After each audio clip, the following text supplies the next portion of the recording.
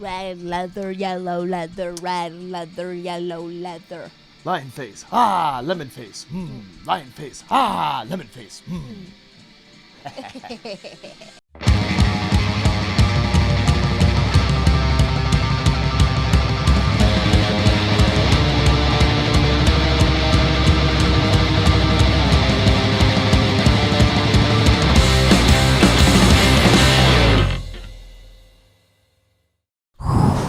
Welcome back to Show Me Yours podcast. My name's Jackie Agnew. And I am Jonny DeVito.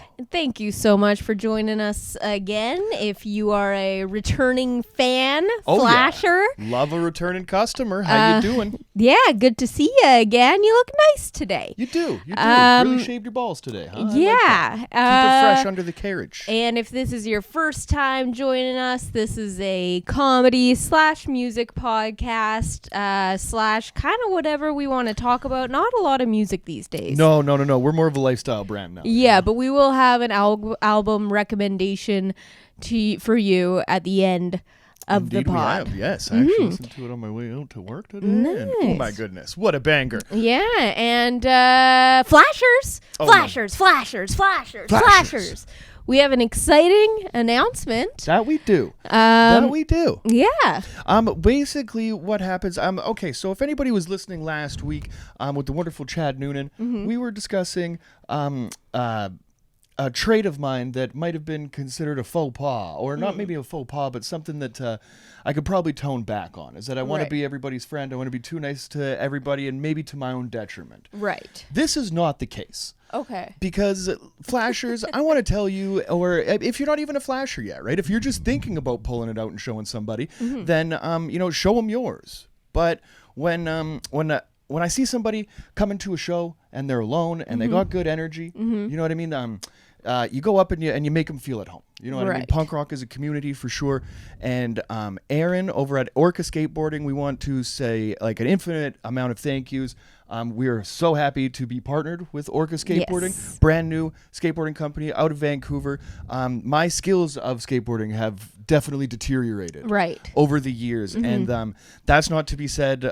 You know what I mean? That I'm not going to get back into it. That doesn't mean Johnny's not going to land another kickflip. This is my fucking year.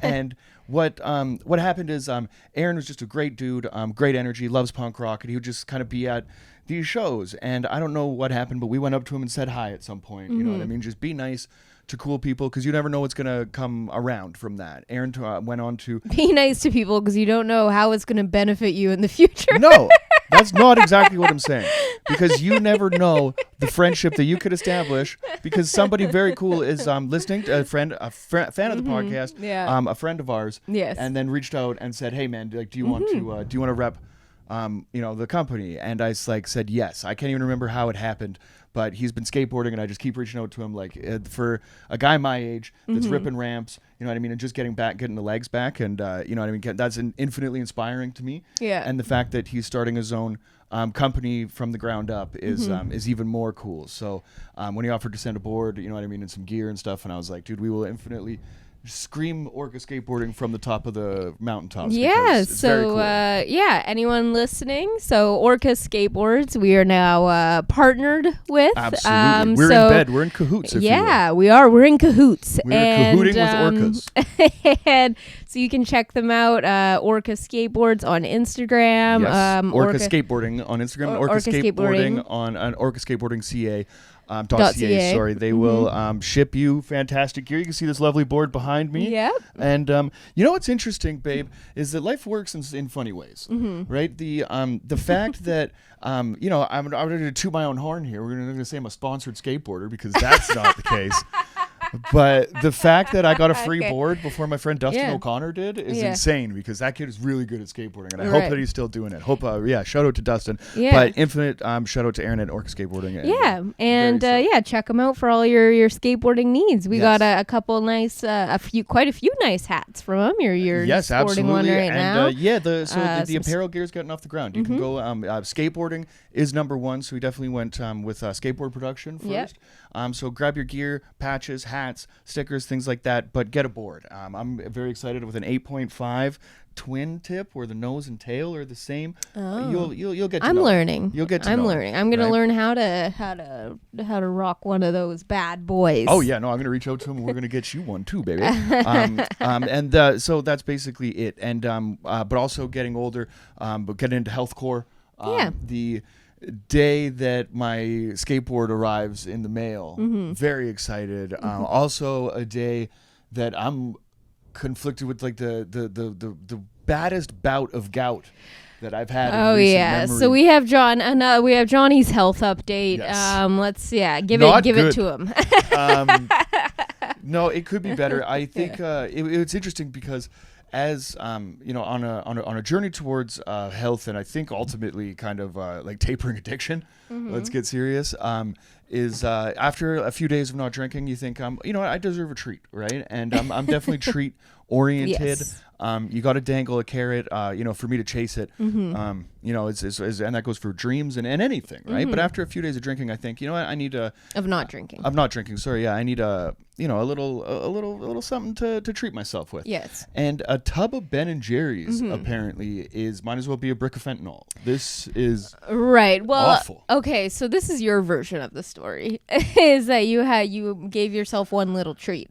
But my recollection is that in the days preceding this tub of Ben and Jerry's, you had a drumstick every night, sometimes two. Shout out drumsticks. If Nessie wants to sponsor the pod, I fucking love drumsticks. I don't understand what's going on with Montreal drumsticks. Is that the freezers here can't keep the waffle cone crisp? I mean, what's with nobody likes a soggy drumstick cone. Right. Well, apparently you do because you keep eating them and keep buying. That's not enough to deter you. So okay, yeah, no, let's put it all out there. Let's put it all out there. So 1 to 2 drumsticks a night for an undetermined amount of nights leading up to that. Then the tub, the pint of Ben and Jerry's, and then you went out and bought a bigger tub. When you have 1 pint of Ben and Jerry's, it's not enough because you're gonna eat it and then anticipating, snacking. Future, I did get not a bucket. And I didn't say bucket. I said a bigger tub. A bigger tub. Yeah, you're right. Okay, accurate. And then I witnessed you skim the whole top third of it off. Well, okay, hold on. This in is one motion, as if this is something that you've practiced many times before. The kid likes ice cream. Okay. And I'm of the ilk that if you have a tub of ice cream, I prefer to shave it down at the top rather than go in and do scoops. Yeah. And I don't know why, but I do think now that I'm saying it out loud, normally what I like to do, haven't been doing it recently, because I'm just kind of getting the ice cream and taking it to the dome. But when as a child, I used to take my time and I'd kind of mash it up and mix the spoon around and almost turn it into like a soft serve. Oh, I would do that as a kid too. Yeah. So I really liked that, and I think that the consistency or the frozen level of the ice cream that I brought home wasn't hard rock yet, so it was perfect for me to do that. I understand how it seemed gluttonous and wild to you, but to me it was like, no, you take the 1/3 of the tub and then see if anybody judges you, and then go back for more. But what happened. I'm not done yet because there was also a couple boxes of chocolates that you were stashing beside your. I didn't stash. I'm not stashing. They were there. It's a stash. It's a stash. Would in a stash by definition would have to be, I think, hidden or tucked away. This was an open box. I disagree. A stash is a stockpile. I would definitely say stockpile is accurate. I had Purdy's chocolates for a long time in the freezer, in the fridge, from your mother, from a fantastic gift giver, I believe, from Christmas. There was one and from Easter. Christmas and one from Easter. So the thing is, Purdy's always looks to me like I don't know if I'm just too like working class for my own good, but Purdy's looks like you see like the purple box, and I'm always like, that's like it's gonna be too dark chocolatey or not like not sweet enough. Not the case. No, Purdy's every makes great chocolate chocolates. in that box is fantastic. so far. So okay, all right, okay. And okay, but also let's circle back to the stash, because your argument is that for it to be a stash, there has to be an element of secrecy. Not necessarily secrecy. I think it could be but stowed away. You know what I mean? I would say like a food stash isn't going to be just exposed in open air for predators and things like that to come and eat it. Say if you're stashing like a cache, if you will, is also like another like a term for I it. think it's okay. Okay, but say that you have a stash of food or something. Say it's some meat or something that could attract something, and then they're going to eat it. Why do stashes? Because I don't think a stash necessarily involves predators that are after your stash. Man, I just want to be fucking. I just want to be right. The stash is the hill you're gonna die. Okay.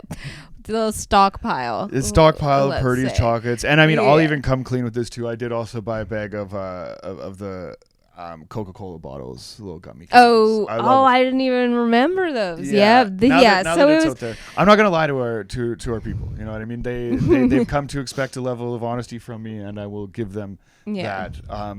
So I went a little too hard on the sugar. Yes. But like compared to 15 beers though. No, I still think it's better than 15 beers. Sure, but I'm just setting the record straight that we can't throw Ben and Jerry under the bus, because it is not solely their fault here. There was a lot that went into this bout of Ben and Jerry's does a lot of good in this world, and I don't need to be sitting here sullying their name. Yeah, especially the half-baked. That was a banger, and I saw it, and then I saw they had a vegan version for you, and I was like, we're going to be half-baked babies tonight, and I crushed it in 20 minutes, and you haven't even finished your tub yet, so, their moderation is something that I don't, I struggle to understand, but so we're working on it, and at the day that you get like a brand new skateboard, I'm so happy and, very, very excited to get back into these things, and I can't even walk. Just because I ate sugar is infinitely it's embarrassing. You know what I mean? Like as a man, you know what I mean? You're capable of doing a few things or whatever you think. And then when I don't even know if it's age or illness or whatever you want to call it, when something catches up to you, it's a little wild, because I had my my world kind of flipped. I was supposed to be the voice of the youth, right? I still see myself as a pretty youthful person, you know, but I haven't interacted with people like, I'd say like younger than, like, shout out Ernie Hart, you know what I mean? Shout out to our man Ernie or Aiden or something like that. Like those guys you can still communicate with these kids, you know what I mean? Right? Like I don't notice the gap as differently there, especially because we do comedy and stuff as well. So there's a lot of connective tissue. But the day after, maybe the second day after having the board here, it was about off my feet for about 3 days with the gout. And when you have a fresh board, babe, it's hard for me to understand, but like any skateboarder listening will know that if you have a fresh board, you want to grip it, you want to, you want to set up the ride, and it's there's something ritualistic about it. There's something awesome about it. As a 34-year-old dude, I'm like, fuck, can I still cleanly grip a skateboard? Because like you could see if it's whack, then no good, right? But, so I wanted to go. I had a whole little day planned for myself, right? Yeah. I'm like, I'm at, maybe 85% I was feeling. I still had a little bit of pain in the foot, but I've like, let's walk it off. And I'm going to go to a skate shop. I'm going to get some grip tape. I'm going to go check out other couple cool stores that are in town here and stuff, and, kind of make a little day out of it. I got about 3 steps out the building. It was like, I do not want to be here. But I've committed to at least getting the grip tape. So I got on a bus, and I took a bus ride to what we normally walk for shows. To that neighborhood, and I walked up luckily the skate shop is on the 3rd floor of this building, so that's great too. So I walk up the stairs there, and I get up there, and it's this moment, like the skate shop is just open, and there's these 2 kids that couldn't be more than like 19 or whatever, just working there. And when like a skateboard looking dude limps into a skate shop, they're almost looking at me like, nice buddy, like fuck yeah, like obviously you got rad and wrecked yourself. And I just have to explain to them, because like I can't just be that dude, by, like our fans, strangers even honesty, expect a smidge of honesty from me. So I was telling them about gout, and they laughed, and we were just kind of discussing it. And as the kid that I was talking to is eating a chocolate bar at like 11 in the morning. And like, I've never been like a don't do drugs guy, but I had a whole thing of like, you should probably get off the sugar. Yeah. Or else you're going to end up like me. And this kid had all of the the youth and health that you will ever have. Yeah. And he just kind of like, he looked me right in the eyes and just kind of took another bite, which I really respected. But they sent me off with some grip tape and I was on my way. But I never felt age like that amongst my like my community, I guess I would say, or people I consider to be peers, just because we're into the same shit. But that was it was interesting, and then I got on stage that night and tried to do bits about, man, am I getting old? And everybody in the audience seemed to be 50 or older. Yeah, that was a particularly old audience. So I mean, long story short, I watch yourself. I don't know what you could do. I'd recommend getting back on the bottle instead of the sugar. No. Avoid the go. No, we're pushing forward, and and we're doing okay. But we're learning. We're learning every day. Yeah. That apparently you can't just go fucking balls deep on sugar when you're trying to cut booze out of your diet. And I don't really know what else to do. I just have to sit here and twiddle my fucking thumbs. No. I gotta eat spits. Love spits. Yeah, spits are still safe. Spits are safe. It's still gross to eat sunflower seeds in your living room, and I understand that. But I'm a dirtbag, and you've come to accept this. Yeah, I'm under no false pretenses here. All right, so with all that in mind, we have a few exciting stories that I think you're gonna like. I haven't heard anything. I'm very excited. Yeah. Yes. So one, it's kind of related to a story we talked about a few episodes ago now. Okay. So yeah. New York's Met fan removed from Dollar Hot Dog Night after fans throw extra hot dogs at him. A ninth inning shower of hot dogs descended upon one fan basking in a moment of glizzy glory. I mean, I'm not. So wait a minute. They kicked one guy out for throwing 30 dogs at another guy? I believe the guy who was getting the dogs thrown at him was the one who was kicked out. So we'll delve into this. Okay. A New York Mets fan was removed from his seat at Citi Field during Tuesday's Dollar Hot Dog Night after a bizarre scene where surrounding fans began throwing extra hot dogs at him in the ninth inning. I just have to say the term extra hot dogs is I really enjoy that. It's like leftover crack. There's no such thing. I never have an extra hot dog.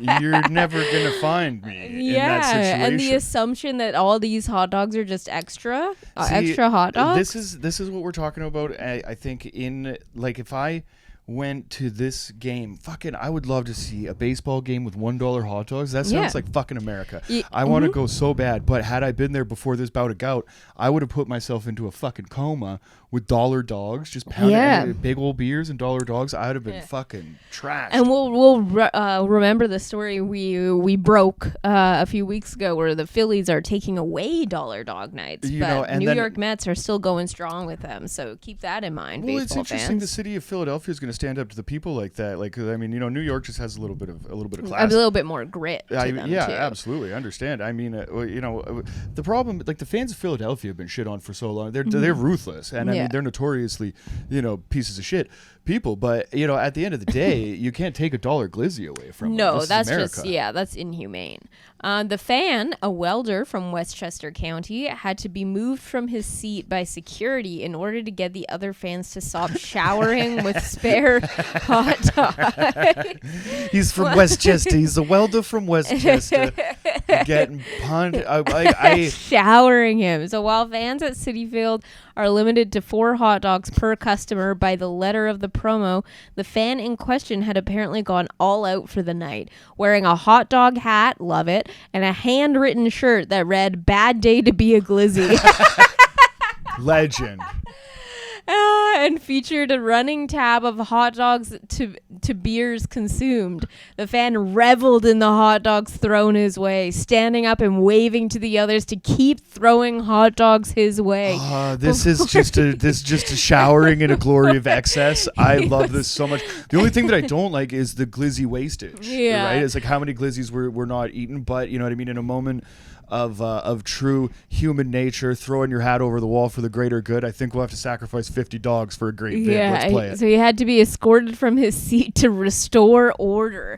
So if he gets charged for inciting a riot, is the greatest. Yeah. So there's a video here. We're gonna see what's going on here because this is This is something you got to see to believe. There right? is nothing better. I want this to be me. Like, I feel like if I was a time traveler, this is actually me from the future that went back to this just to go to a shitty, quarter attended Major League Baseball game.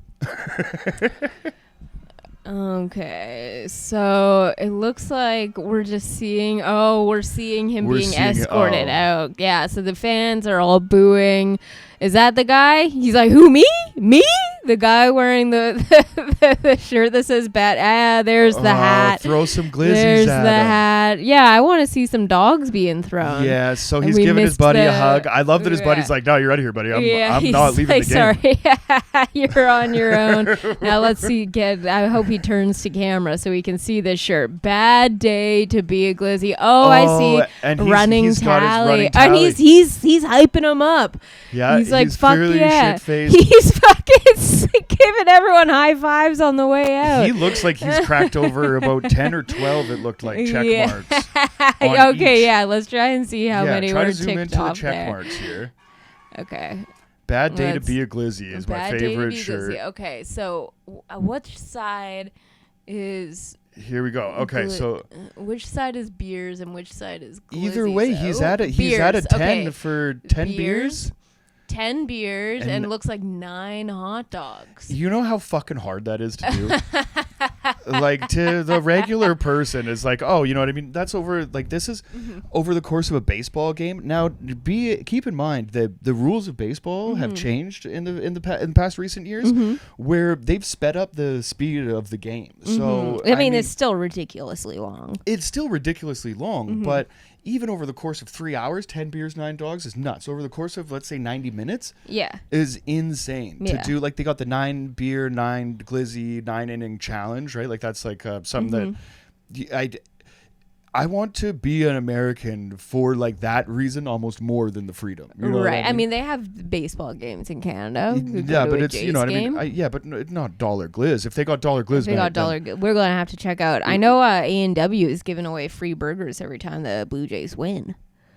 I'm interested. But I don't think that's in the actual stadium. No, okay, yes. But I'm just saying they have fun, you know. So maybe there's some deals to be had. Absolutely. Okay, so yeah, maybe I should speak about this, but there's something about this just screams like, you know, like when you see like a Norman, what's Rockwell? Who's the Norman Rockwell? Yeah. When you see like that, the like, All-American, iconic, you know, Americana. This is more that to me than any fucking painting of Thanksgiving dinner that he could ever do. You know what really surprises me the most about this video is that reading the article, it conjures a picture of a certain type of man in your head. I'm picturing a real lard ass when I read.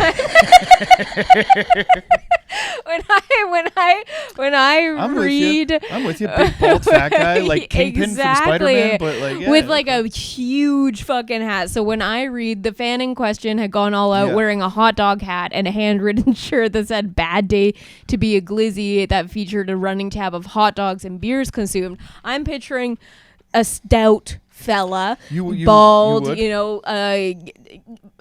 multiple chins, but at the same time, no chin at all. I know exactly what you're saying. And then I'm imagining like a big fucking hot dog hat that, like, when he turns, it kind of hits people in the face, sort of thing. Sure. But this guy's a classy guy. What you had like here, this is like a sprightly man. This absolutely. He's like, you can, he's a welder. He's like, I'm gonna say like leather. He works skin. on his feet. You know, this dude definitely he spent some time out in the sun. You know what I mean? But he's a hardworking New Yorker, loves him some Mets, and he's just out trying to enjoy himself. Now, I totally see where you're coming from. I will say one more thing too, that in the realm of hot dog hats, the one he's got is about as tasteful as a hot dog 100%. Hat can get. The way you were describing it, I totally thought it was a 3-foot dog on his head. Every time he turns, like he's hitting the people next to him. Comically large hot dog hat. Yeah, this is like it's a respectable size hot dog hat. You know, so I do see where you're coming from, where like the image that those words paint in your head, absolutely. But as a beer drinker and a glizzy connoisseur, if you're gonna tell me, on paper, as you described, I would probably lean in your direction too, until you get up to the point where we're talking, you know, upwards of double digits. Once we get to the 10 numbers, I think that you have to be a skinnier, high metabolism dude. Like you see the guys that are winning hot dog eating competitions. Yeah, these guys are Japanese dudes and tiny, you know, or whatever, right? So I definitely do think that, this guy built like almost like a college frat boy challenge or something like that. Yeah. Because you would need somebody that's going to burn off these calories, you know, much like a welder, physical job guy or whatever. And you know what I mean? He's been working a hard week. This guy probably put 50 hours in this week, worked a little overtime to get, you know, into the city to see the Mets and fucking went for it. Yeah. You know, and especially like they're saying that he was like, you know, egging them on to throw more. Like you don't see like, you know, a lot of like obese guys egging people on to do anything. Absolutely. That's like, a lot of the times I think they want to keep to themselves. Like they know that they're being watched. You know, but it's that's like true. They're not gonna fucking not unless you're Ralphie May and you're selling tickets. Like I don't think, you know, you want to make a spectacle out of this. Holy shit. Okay, another video. Okay. We found another video. Fantastic. Okay, we found the glizzies in the air. We have a different angle from lower. Okay, on the they're right coming. Side. Oh wow, people are throwing them from up top diagonally down. This is about 20 glizzies at this moment. There's a lot. These are a lot of hot dogs. Everybody that's from all over. Like there's he's from catching way up them. there, from way up there. Oh yeah, they're throwing them from the top stands. This is incredible. This is incredible. really. This is that guy. So one just threw one and fell short, and one guy caught it and threw it back. So everyone's in on it. The fact that he didn't leave, and like so everybody's having a good time. This guy right in the front is not happy about what he just wants to see the Mets play. Old white guy definitely like, hey, let's get this shit away. And there's the hot dog hat. Oh yeah, this guy he's working for the weekend. 100%. That's what I think when I see this guy. They're coming. They're cracking down on this man. Eating a and that one, I don't think that's counted in the tally. I don't think so. Yeah, oh my goodness! It still says 9, but we see him. We're witnessing him eat another, so we got to bump that up to 10. Have you ever done a running tally of getting fucked up? Oh my God. Yes. So there was one time when Carlin and Jeff were on the island for a bit one summer. This was probably like 5-6 years ago at this point. And so it was during the summer, and so they came over to stay at my parents' house, and and Shelby came as well, and we had this plan to go out with my dad, and we were doing a pub crawl through all like the little islands that are kind of scattered around off the coast by my house. So if you get in the boat and you're in the boat for like an hour and you get to one island and one pub, and then you go for like, you know, another 30 minutes or whatever. Sure, so you get to all these like little pubs that are kind of on little islands through close to my house. And so we were doing an island boat pub crawl. And we had it mapped out that we were going to do 9 different islands and 9 different pubs. And so we have pictures of us at every stop where we're like, stop 1, like stop 2. And then I think we actually stopped at 4 because we were pretty fucking drunk. And we actually hit a rock in the boat. We fucked up the boat pretty badly. Well, like it caused pretty bad. To be clear, actually quite wild. To be clear, my dad was driving and he was not drinking anything, obviously. But I mean, it was still a rowdy atmosphere on the boat. So yeah, that's what the only time I can think of that I've kept count of, what are you doing? I'm looking up a famous baseball story because this this story of excess and running tallies just ties into one of the most famous baseball stories of all time. So sorry, I was just trying to clarify a number. But I think, first of all, that sounds amazing. And I would love to be a part of it. If Tim's going to sober drive it, I will get over my fear of boats. But in the spirit of excess of running tallies, I've definitely done it as well. But in my experience, we were camping, crushing beers, and it gets to a point after like 12 or 15 beers that you just don't care anymore. Well, that's the thing, because I'm trying to think of, I'm sure in university there were times, I remember one time, one night in university, I decided that like my roommate Claire was going to be in charge of making my drink. So only she knew how much I was drinking, just to like, change it up. Yeah. And then she just lost track. She was just making like fucking stiff drinks for me. And then it just got lost in the mix how much actually I ended up consuming that night. But that's the thing when you're when you're keeping tallies and you're drinking after a certain point, it kind of just falls off. Exactly, right? Because like I think at some point like what do you have to prove? And I think that's where I get into. Now, if you're running tallies for beers and dogs, like this is, I love that. I love that it's on a shirt. For sure, right? Like this needs to happen more. Honestly, they're giving this guy shit, but they should be giving the TV people shit because how else did the entire audience know that guy's there? Right? They probably kept coming back to him. I mean, exactly. He's definitely being shown on the. I mean, because you see in any major sports games, the people in charge of the big screens, they're looking for some fun, between when play is stopped to show. So they see this guy and they're like, money. Especially at like a baseball game, you know what I mean? It might be some shitty games might be the best part of the game. Exactly. You know what I mean? Especially as the people watching. So it never escalates to a point. It doesn't go from 0 to 50 glizzies thrown at a guy. Exactly. Yeah, that didn't just start out of nowhere. No. Like, so what happens is, but there's also like there is like a history of excess in the game of baseball. Fucking all the way back to Babe Ruth, right? These guys were pieces of shit. They were drinking, they were smoking. You know what I mean? And hitting dingers, right? So Wade Boggs, you heard the Wade Boggs story? Legendary. It's Always Sunny in Philadelphia made an episode to like recreate it. Basically, what happens is Wade Boggs plays a game. Gets on a plane, flies to Los Angeles, and in the time that he left the baseball park, he had road beers to the plane, on the plane, gambling and drinking with the boys all the way across. There's rumors of there's a lot of discrepancy. Did he drink 40 beers? Did he drink 50 beers? Wade Boggs is on record saying it was 107 beers. I don't know if that's the case, but it was at least like 50 or whatever, right? Whatever the thing is. I think he said 107 on the It's Always Sunny in Philadelphia episode, so that's kind of what I was looking at right there. So don't quote me on the exact number, but upon arrival in Los Angeles, plays a doubleheader the next day, bats 3 for 5. The guy's a fucking legend, right? Just a stud. Yeah. And you know what I mean? Like that's kind of like that energy is, I think, like the best part about baseball. It's like it's the sport that requires like the least amount of like physicality, I would say, like compared to like hockey or football or something like that.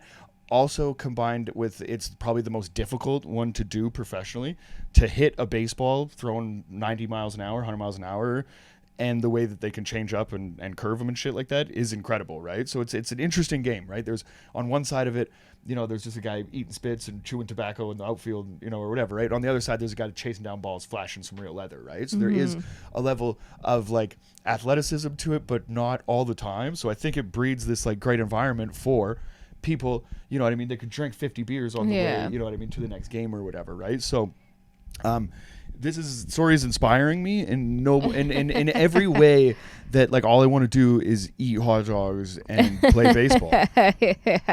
So the fan was none the worse for his adventure and later told another fan the tale on the train back from the game.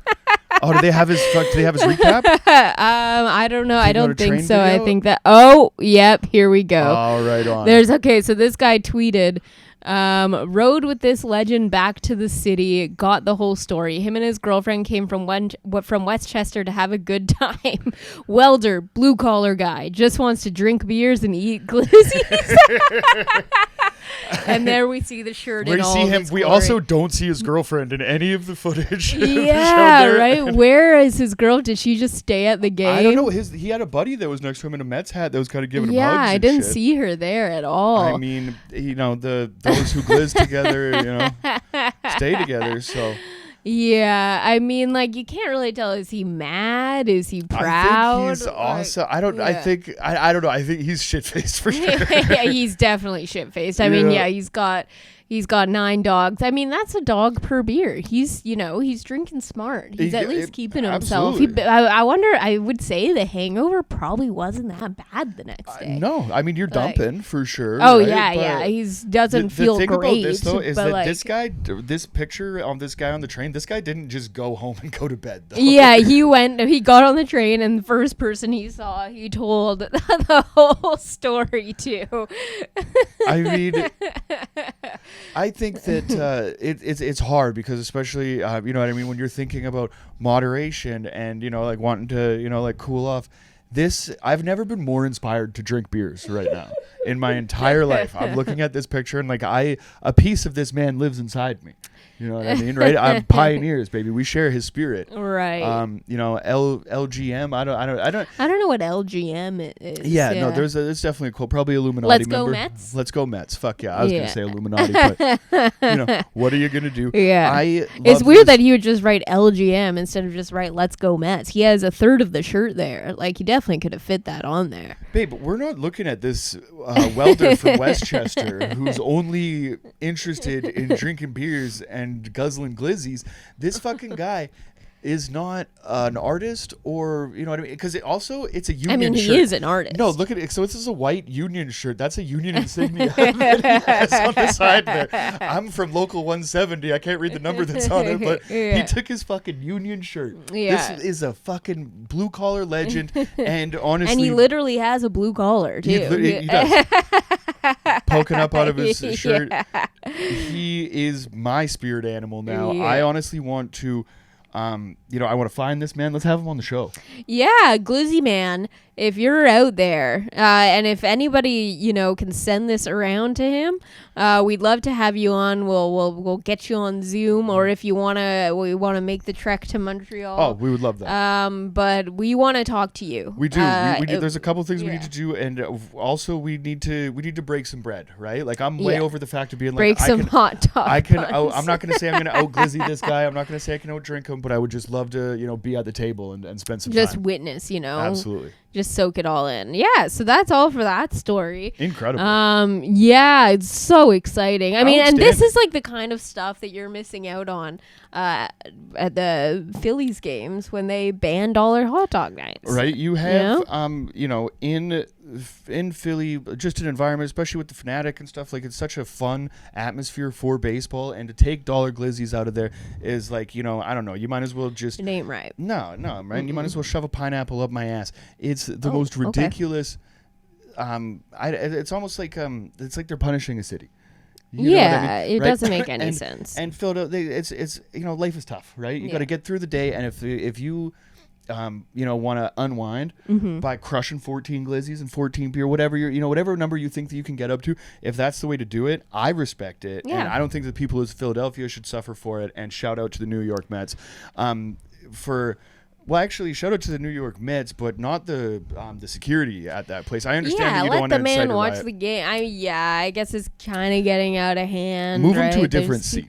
You know what I mean? Like, don't kick him out of the game, I think, is a lot. But, like, if you could get him to a different area, you know what I mean, and then have the people not show him anymore, then maybe he could get by. But kind of take the shirt off to confiscate the hat. But I think he's a personality at this point. Yeah. You know, he's a legend of the game. If you're a security guard at something, you know, big man is in your ear, right? You're just you're not trying to incite a riot. Move him to a new seat. Yeah, I get it. And I mean, I bet there's like a 50-year-old lady that was in front of him that's probably cool with not getting pelted in the face with a foot-long hot dog. We saw quite a few faces in that video that did not look like they were having any fun. Yeah, but I mean, if you're gonna weigh, and there was a lot more people that were into it. It looked more fun than not. But. Yeah.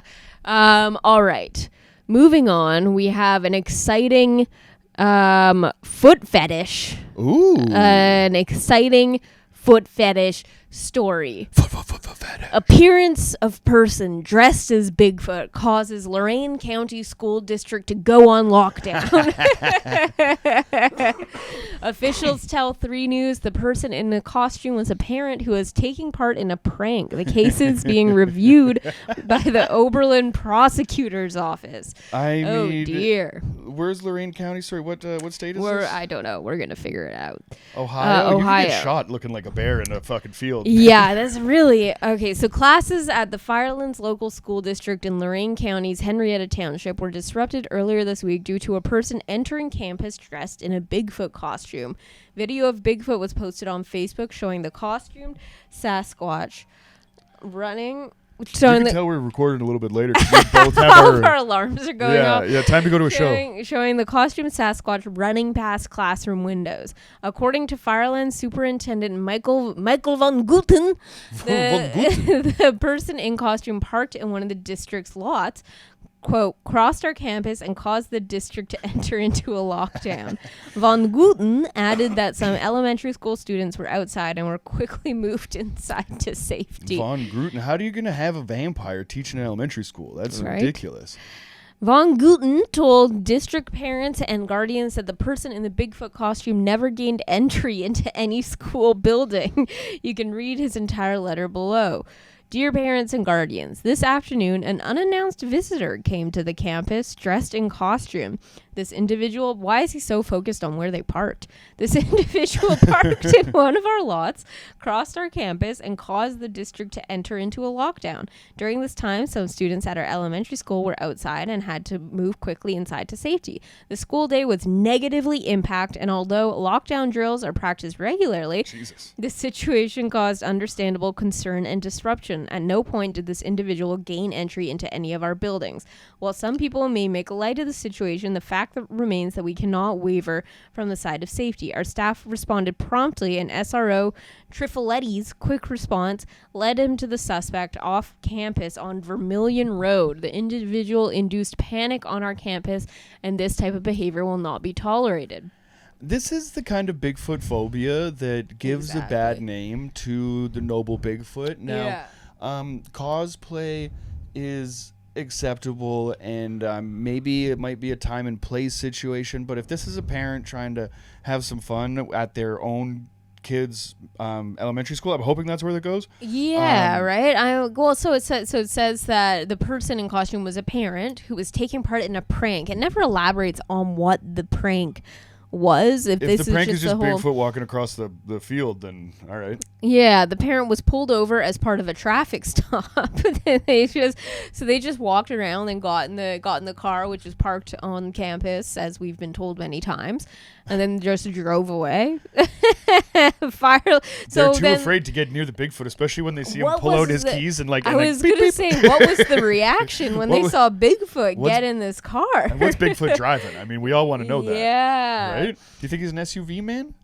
So I was imagining like a little Honda Civic. You think? Yeah. You think a guy like I don't think Bigfoot himself. I think someone dressed as Bigfoot. Oh, sure. Yeah, the actual Bigfoot would have gone to electric. I think an electric. One of Ford's new electric trucks. Sure. That's what I see Bigfoot in. I'm into it. He's a burly man, a man of the woods. You know, he's got a lot of hauling around to do. He needs some space, and you know, he likes a roomier vehicle, and he's a bigger. You know, they're bigger creatures, right? Absolutely. They want to be you up need a on little the leg road. room. You know, you want the extended cab to get the little big feet in the back and stuff. Yeah, exactly. And honestly, like if you're gonna have a vehicle that you can't put a full sheet of plywood in it, you're not a fucking Bigfoot, right? Exactly. So, yeah. You know, that makes sense. Okay. Yeah, but at the same time, also eco-conscious. Sure. But they're not fucking losers, so they're not going to buy a Cybertruck. They don't support Elon Musk. Get out of here. I'm with you.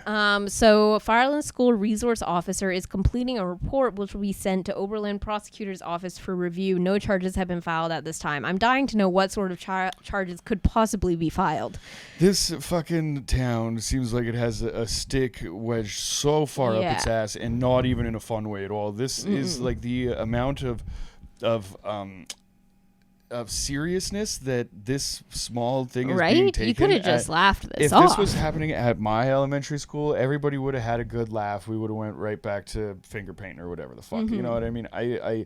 It all stems back to a Bigfoot phobia and a world afraid, you know, to explore and accept, you know, what else is possibly out there. And, you know, the fact that that letter from the school board was just dripping with disdain and not even a smidge of humor. Yeah, not even like Get sick fucked. costume, like fellow foot lover. Exactly. Yeah. Right? You know what I And mean? so this actually brings me to another question I wanted to ask is how do we feel about the larger phenomenon of people doing foot face?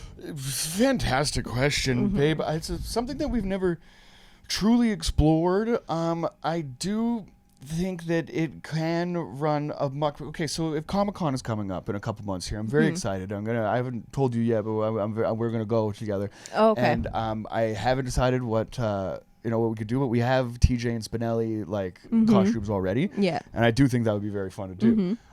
So if we're rolling through Comic-Con and, you see Swamp Thing, you see Goku, you see, whoever the fuck, the Thundercats are over here, right? Now, all of these are essentially based off of fictional characters, right?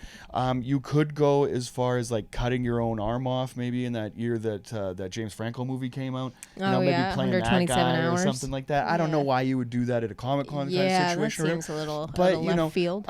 in that kind of essence, I totally support it. Not But having a Bigfoot. That's the issue here is that we're actually dealing, with a real, race and species of people that aren't that haven't come forward saying what they feel about it. So, but I wouldn't do it myself. I definitely wouldn't do it myself. But even in the situation you're laying out before us, in that situation, the people doing it are implying that Bigfoot is a fictional character, which is completely problematic. Fascinating. Outstanding work. I haven't thought this through enough yet, really, to understand the full implications. Yeah, I mean, footface. it's running wild. I mean, what? Footface is rampant. Yeah, it's rampant, and no one's talking about it. I mean, like, what kind of world do we live in where not only are people putting on footface, just casually, but they're doing it in a way to generate fear.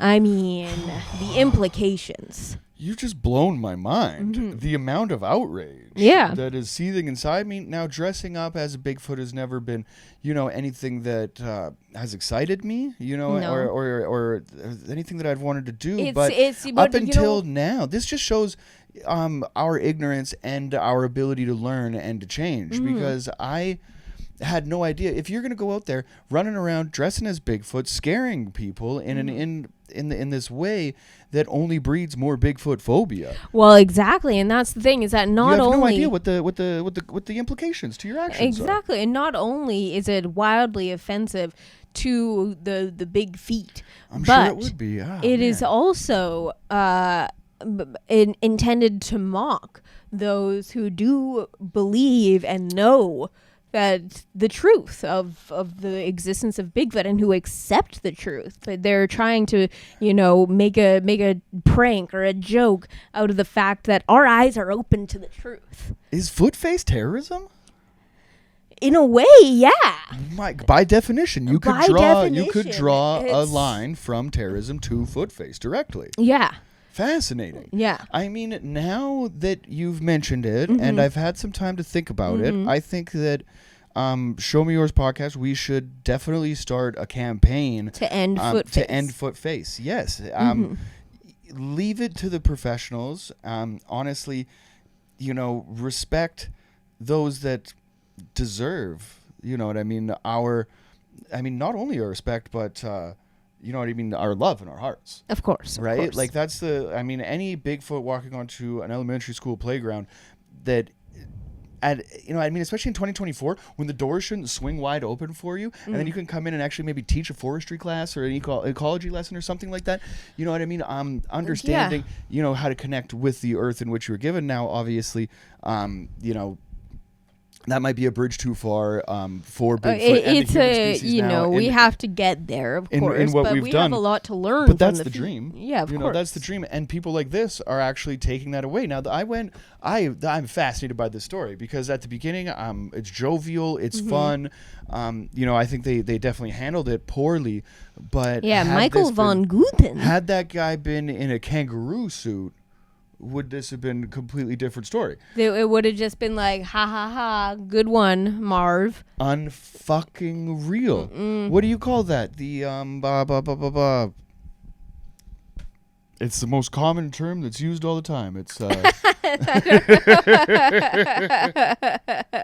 in reference to what? What are we? Give me some adjectives here. Basically, there's it's like a double-sided. It's fuck, I can't. I'm so dumb right now, and I'm just upset that my wheels are spinning in the mud right now that I can't describe this in the way that I want to. But basically, Bigfoot's out there, and everybody runs inside. They lock the place down. Kangaroo goes out there, celebrated, right? So double standard. Yeah. Thank you. My God, that was tough. I'm sweating. I'm so embarrassed. But you know what I mean? It's this kind of double standard that is taking something that should be revered for its rarity and and just.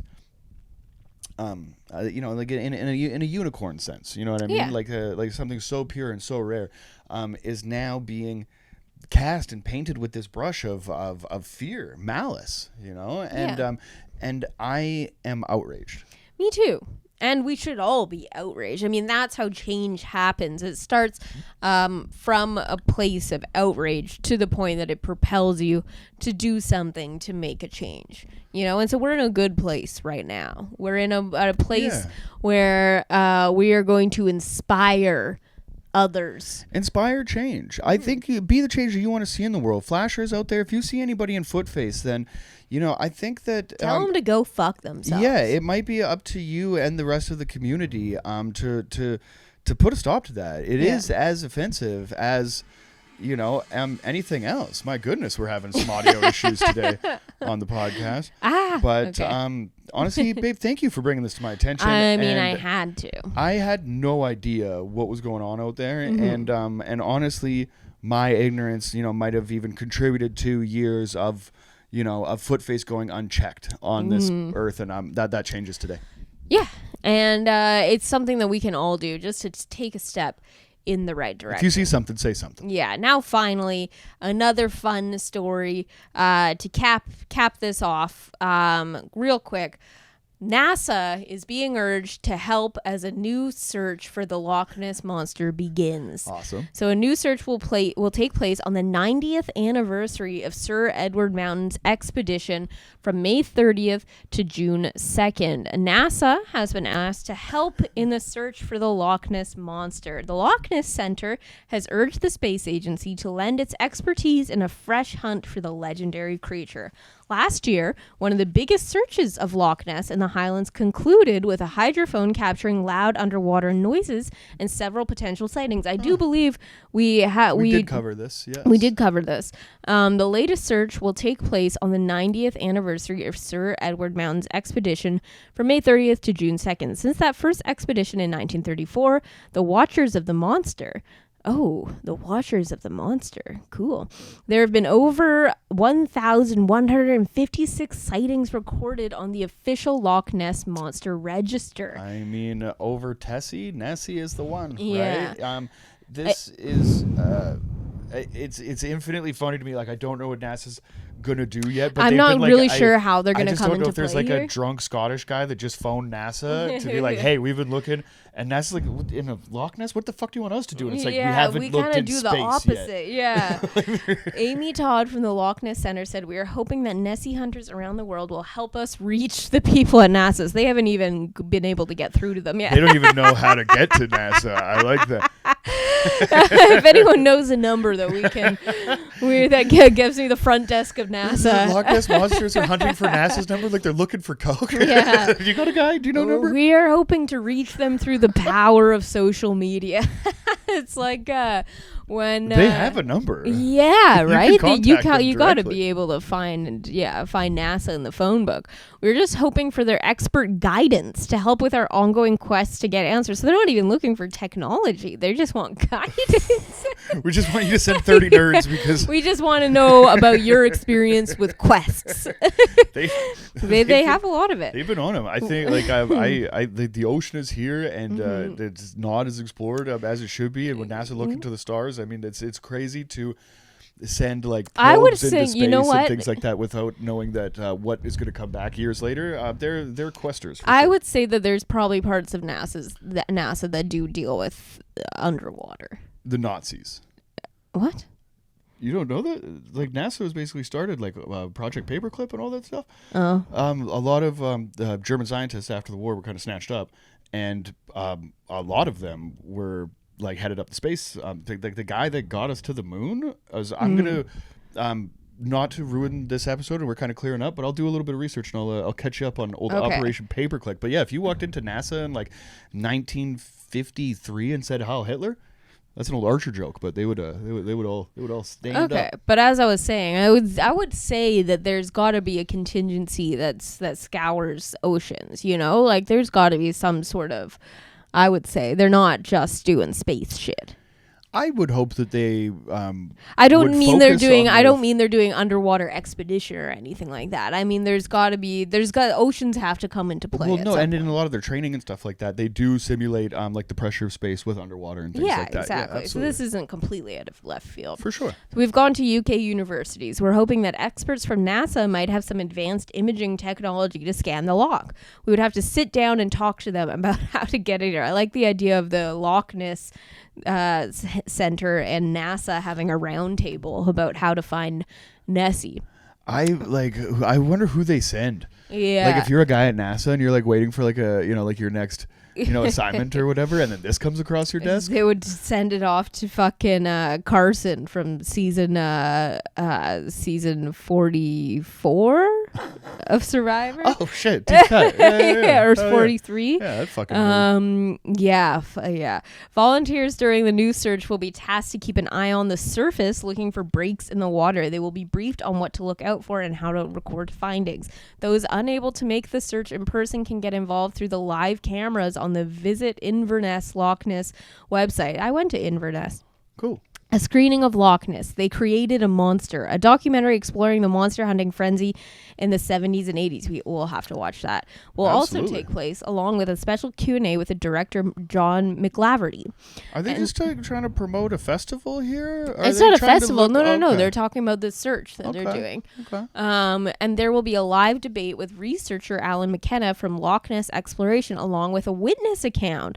Nessie hunters can also go out on a boat with deep scan captain Alistair Matheson, the skipper for the Loch Ness project, as well as Mr. McKenna using an 18-meter hydrophone to listen for mysterious sounds echoing from the depths of the loch. Now look at this place. That's gorgeous. The gorgeous. Loch Ness Center. So when I read, to be honest, when I am reading the Loch Ness Center on a piece of paper, I'm imagining like a Facebook group. But this is like a real nice fucking castle-like building that they've got for themselves here. Compared to the building I grew up in, I would describe that as nothing but a castle. Yeah. Yes, this is gorgeous brickwork. Yes, the Loch Ness Center is located at the old Drumnadrocket Hotel, where it is said manageress Aldi McKay reported seeing a water beast in Loch Ness 90 years ago. General Manager Paul Nixon said, "Last year we captured the world's attention with one of the biggest ever searches for Nessie, with participants joining us from America, Canada, France, Italy, Japan, and more. Solid. With unexplained noises heard alongside possible sightings, this year we are determined to find out more about the elusive Loch Ness monster. As well as asking for the help of budding monster hunters to help us on our quest, we are asking for the help of experts. We're excited to make this search the biggest ever as we look for new equipment to help us uncover the loch's biggest mysteries." I love it. Yeah. I love it. So what they're saying, it's as deep as the San Francisco Bridge? That's the weirdest Loch fucking... Ness is about the same depth as the Golden Gate Bridge. Yeah. Why would you 745 feet. just say 745 feet? That's so I funny. mean, it gives it, they're Well, no, they're 'cause, like, giving I've it a seen scale. the bridge, and it's like, okay, all right, it's It's big. It's big. Yeah. Okay. All right, Not I'll go only with that. is Loch Ness perhaps the country's most well-known loch, but it is also Scotland's second deepest after Loch Moor in the Highlands, and comes in at about 745 feet at its deepest point. Loch Ness is also Scotland's biggest loch by volume and contains more fresh water than all the lakes in England and Wales combined. Oh. It is about the same depth as the Golden Gate Bridge in San Francisco. Okay. So I'm all for this. I don't know if NASA's gonna heed the call, but Yeah. I think they should. I think they should. You know what I mean? This the exploration, like the idea that you're going deep sea listening, and like me just trying to, while you're reading that, I'm trying to like devise a device in my head that could get my fart to a depth low enough that you could hear that. But like that's just funny to say. But I do not want to deter from the good work that these people are actually putting in. Yeah. You know, so I think I'm gonna have to sit this one out this year. But I'm very much looking forward to what they find.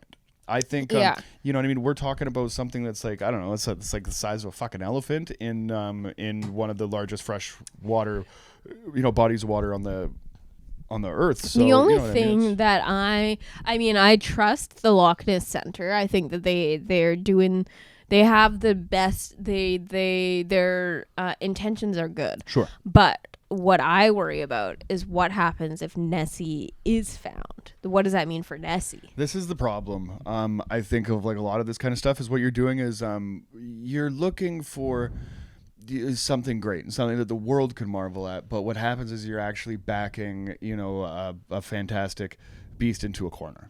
And because what that's going to do is that, I mean, of course, the center itself has the best intentions. They just want to learn more, but they are not in control of the laws of the country. And then what's to stop these poachers about, you know, then all these hundreds of people now gather to try and hunt Nessie and, you know, hang her up like a fucking shark so everyone can marvel at her. That's a terrifying outcome. Yeah. I was thinking it more from the other perspective, like you ever see Bronx Tale and Chaz Palminteri locks he walks into this biker bar and all these, you know, bad motherfuckers are in there, and he's the toughest dude you've ever seen in your entire life in this scene, and he walks over to the door and he locks it and he goes, see, I'm not locked in here with you. You are locked in here with me. And it's a fantastic scene, and I'm thinking that is probably a Nessie situation because there's no telling what somebody or something will do when backed into a corner, and then you find out Nessie can breathe fire and has laser tits or something. Like, you're fucked. Yeah, you know, in that situation. It's kind of the yin and the yang of these cryptids that we love so much. That's the same with Bigfoot as it is with Nessie. That do they have laser tits or not? That we like want. We want, of course, as believers, to see and to be, you know, to have that vindication. Sure. That, of course, we've been right all along.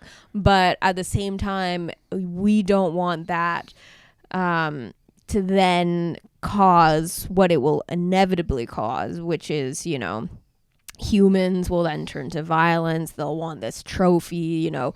They'll be like, oh, what does Bigfoot meat taste like? What does Nessie meat taste like? Like, you know, it's gonna cause ultimately pain among these creatures, which is wrong. And so as much as I want to I don't even need the confirmation of their existence because we already know it's true. But it would be nice, you know. It would be exciting. It would be, but I would also be equal parts scared for them. What's going to follow? Exactly, detrimental. I think to their to anything surviving once man touches it. We're inherently greedy. We're inherently selfish. Yeah.